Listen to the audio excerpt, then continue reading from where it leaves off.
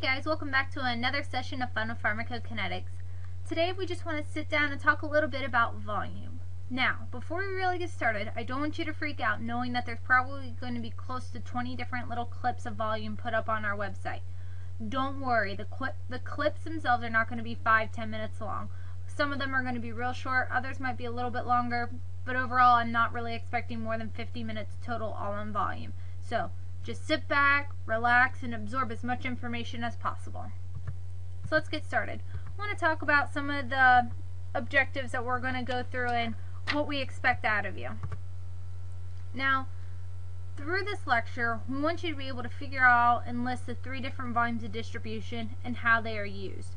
Most importantly, we want to know how are you going to use them in the pharmacy setting. We also want to list factors that determine volume and distribution, list the determinants of plasma protein binding.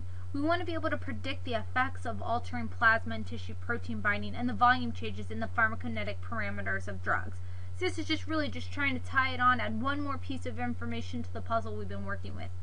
And we also want to determine how alterations in volume and or plasma protein binding would affect the need for any dosage regimen alterations. As you can see, guys, there's no getting out of this dosage regimen design. It keeps coming and coming and coming, and we're just going to add another layer, like I said, talking about volume and how that can play a role. So why do we even care about volume? It's just volume, right? Well, there's a reason we care about volume, and that's because it describes where the drugs go. We need to know where the drugs are going so that way we can make the best selection for our patients. We need to know, is the drug bound to fat? Is it bound to bone? Whatever, we need to know that. It's also one of the determinants of how long a drug remains in the body. Now, if you remember in class, we've been going over this equation a lot. We have K equals clearance over volume. So if we have changes in volume, that will affect K. And don't forget, K is the slope of our line. So changes in volume will affect K, which will affect our peak to trough ratio.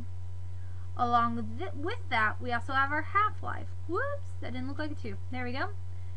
Which, when you look at it, this equation, you might not realize how volume plays a role, but if volume changes K, and K is part of half-life, changes in volume affects our half-life.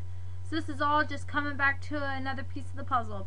We've been talking a lot about our CSS average here, but now we're going to talk about things that really affect half-life and K, and one of those components is volume. We also want to look at the rate of distribution, so we want to know how long is it going to take for a drug to reach the desired tissue and cause an effect. This is very important. Think about it in terms of pain medication. We don't want pain medication to take forever to reach its location. That way a patient's not in pain for long periods of time. So that's one of the drugs that we really need to know. We need to get it to its desired place fast and quickly. We also want to look at the extent of distribution, which will tell us how extensively the drug penetrates different tissues in the body. And just one last slide. We're going over a quick overview.